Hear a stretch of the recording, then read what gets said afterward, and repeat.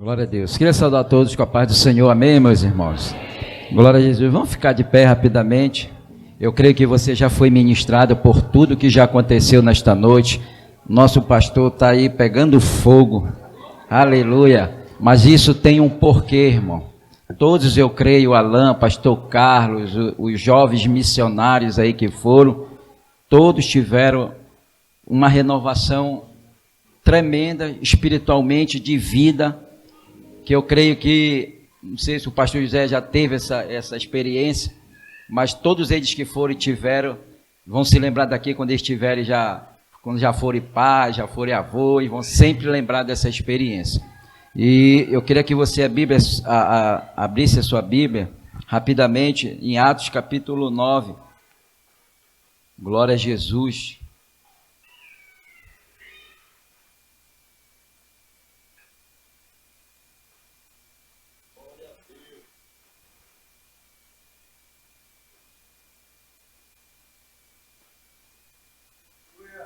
Glória a Jesus. Atos capítulo 9. Vou só ler aqui rapidamente, irmão, algum versículo, amém? Todos já acharam? Glória a Deus. Vou ler aqui, né? Vocês conhecem a história. Saulo, respirando ainda ameaças e morte contra os discípulos do Senhor, dirigiu-se ao sumo sacerdote. Ele pediu cartas para as sinagogas de Damasco, a fim de que, caso achasse alguns que eram do caminho, tanto homens como mulheres, o levasse presos para Jerusalém. Enquanto seguia, aqui eu vou pular alguns versículos, tá? Enquanto seguia pelo caminho, ao aproximar-se de Damasco, subitamente uma luz do céu brilhou ao seu redor. E ele caiu por terra e ouviu uma voz que lhe dizia: Saulo, Saulo, por que você me persegue? E ele perguntou: Senhor, quem é você? E a resposta foi: eu sou Jesus a quem você persegue. Amém?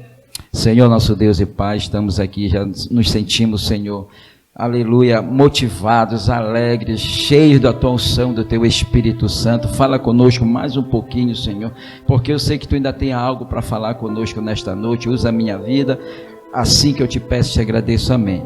Querido, sem perca de tempo, vocês conhecem a história de Paulo, que um dia foi Saulo.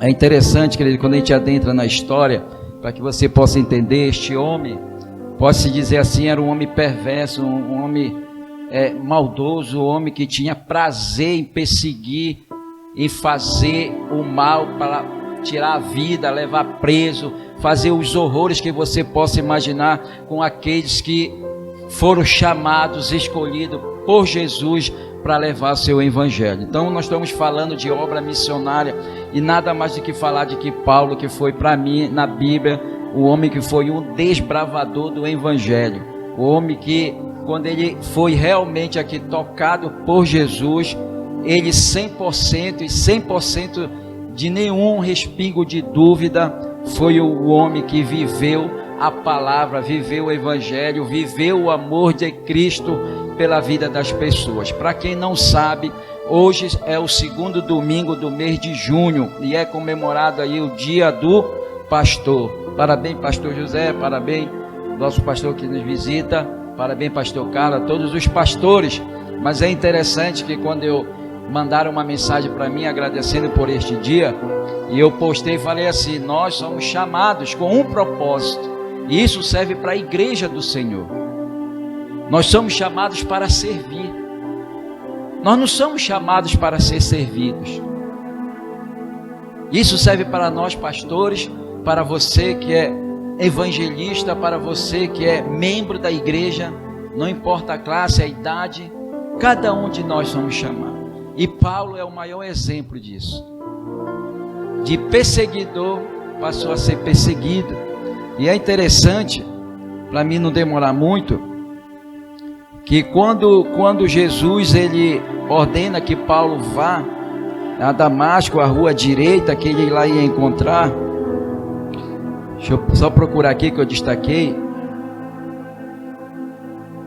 acho que é o 9:14 em diante, se eu não me engano aqui, eu vou ler aqui o 11, a partir do 11. Então o Senhor lhe disse: levanta-se, vá à rua que se chama direita, e na casa de Judas procura um homem de Tarso chamado Saulo, ele está orando ele está o quê? Orando, né? E numa visão viu entrar um homem chamado Ananias e pôs-lhes as mãos para que recuperasse a vista. Ananias, porém, respondeu: Senhor, de muito tenho ouvido a respeito desse homem, quanto mal tem feito aos teus santos em Jerusalém. E aqui em Damasco, ele veio, né? Aqui a minha tradução diz: tem autorização dos principais sacerdotes para prender todos que invocam o teu nome. Mas o Senhor disse: Ananias, vá, porque este é para mim um instrumento. Aleluia. Ele é um instrumento escolhido para levar o meu nome diante dos gentios e reis, bem como diante dos filhos de Israel. Pois eu mesmo vou mostrar a ele, isso que me chamou muita atenção, quanto deve sofrer pelo meu nome. Amém, querido? Deus, ele tem um chamado para cada um de nós. Como eu falei, nós fomos chamados com esse propósito. Talvez hoje você não entenda a situação que você está passando, a direção para que você está indo, que eu estou indo.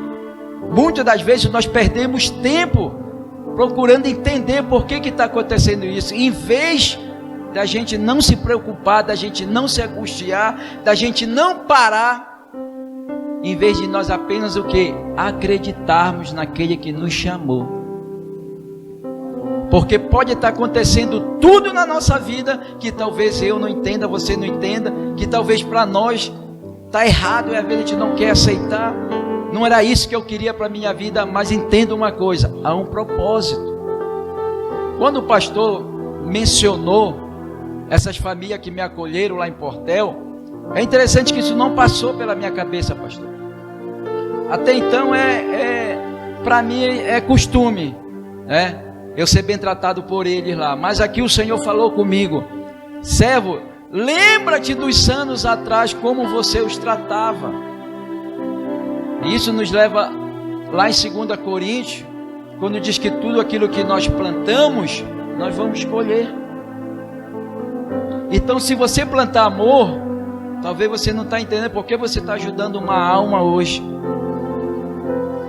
sabe? E a gente não entende mesmo, querido. Então se passou anos, mais de 20 anos, mas eu, quando aceitei Jesus e quando eu tinha essa identidade, quando eu, sabe, te fervia ali, estava ali, passar por tantas situações que eu passei, vocês não sabem o que eu já passei atrás de um volante de um táxi, situações de assalto, situações de assédio, situações de traficantes carregando drogas. Você não conhece a minha história, dá para me escrever um livro. Mas eu sempre honrava o nome do Senhor dentro daquele veículo.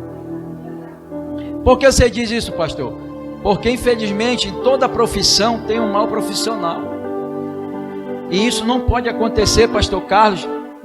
Pode ser qualquer nossa profissão que a gente tenha nessa terra, mas nós não podemos deixar de ser de Jesus, de deixarmos de ser do caminho, como era conhecido nossos irmãos antigamente. Então o que eu quero dizer isso para que você entenda, querido, não importa onde quer que você esteja, seja no colégio, na faculdade, no trabalho, você foi chamado para fazer a diferença. Você está entendendo? Talvez hoje você não está entendendo realmente o que você está fazendo dentro daquela faculdade, o que você está fazendo dentro daquele consultório, o que você está fazendo dentro daquela casa de família, talvez como uma doméstica, ou simplesmente como eu, motorista de táxi. E hoje eu entendo pela graça e pela misericórdia do Senhor. O pastor é prova viva disso na minha vida. Ele viu, ele se alegrou, ele viu o tratamento. E eu não, às vezes a gente não entende realmente, né? A gente não quer se exaltar, não é isso.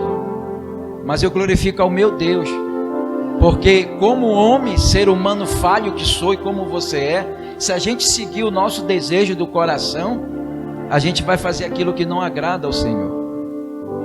Mas quando nós realmente temos um Deus e nós realmente buscamos esse Deus, entregamos as nossas vidas, meditamos na sua santa palavra, Por isso que eu destaquei aqui que quando Paulo perdeu a visão, e quando Deus revelou para Ananias, ele destaca que Paulo ia ser encontrado o quê?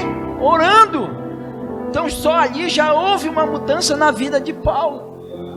Paulo entendeu, desde aquele momento que quando ele teve o encontro com o Senhor, que ele não era simplesmente, como ele era antes, um cumpridor da lei a qualquer preço. Não, ele era a partir desse momento um servidor de Cristo a qualquer preço. Você está entendendo? Se nós entendermos essa razão de vida, que é de levar o Evangelho, de fazer que chegue a outras pessoas o amor de Cristo, que um dia nos alcançou, que mudou a nossa vida. E eu penso, aquilo que o pastor falou aqui, tudo Deus estava falando no meu coração. Quando o pastor César Santos falou a respeito, foi muito forte isso que ele falou, não só no momento da oferta, querido, mas é no trabalho na casa do Senhor. Eu vou dizer uma coisa aqui para vocês, talvez o pastor não saiba, mas a minha esposa sabe. Eu acho que hoje eu entendo que o período, pastor, que eu mais sofri dentro dessa igreja, que eu chorei, foi quando eu pensei em mim mesmo.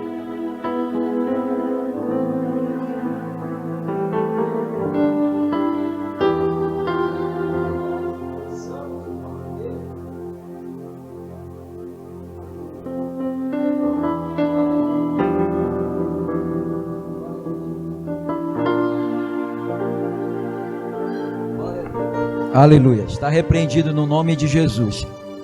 Quando nós pensamos em nós mesmos, nós não estamos vivendo o amor de Cristo que há em nós. Aí nós vemos para a casa do Senhor, nós vemos fazer a obra do Senhor, mas nós não viemos como o Senhor nos chamou para servir. Nós viemos com esse espírito de querer ser servido.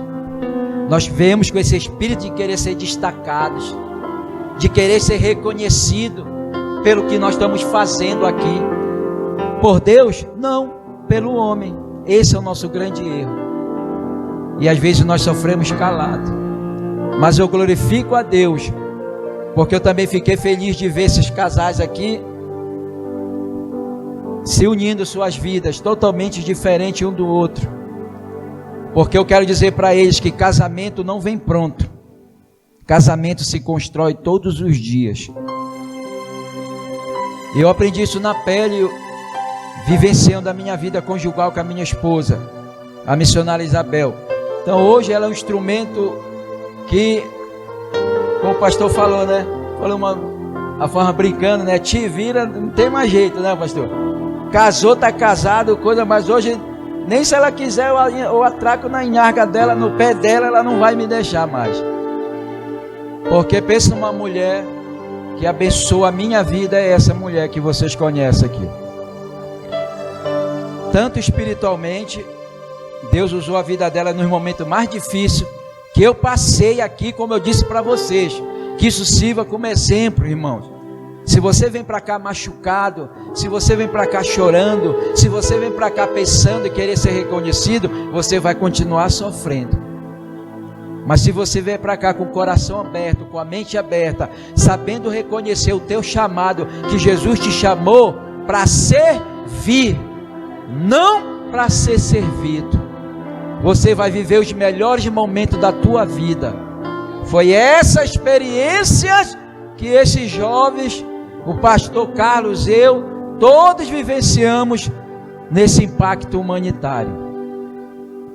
Eu digo, às vezes as pessoas até brincam, o senhor só fala do exército, mas porque eu já vivenciei essa experiência, porque eu já vi missões pelo exército, Ribeirinha, lá para Melgaço, para Breves, eu já vivenciei essa situação, do esquecimento que aquele povo vive.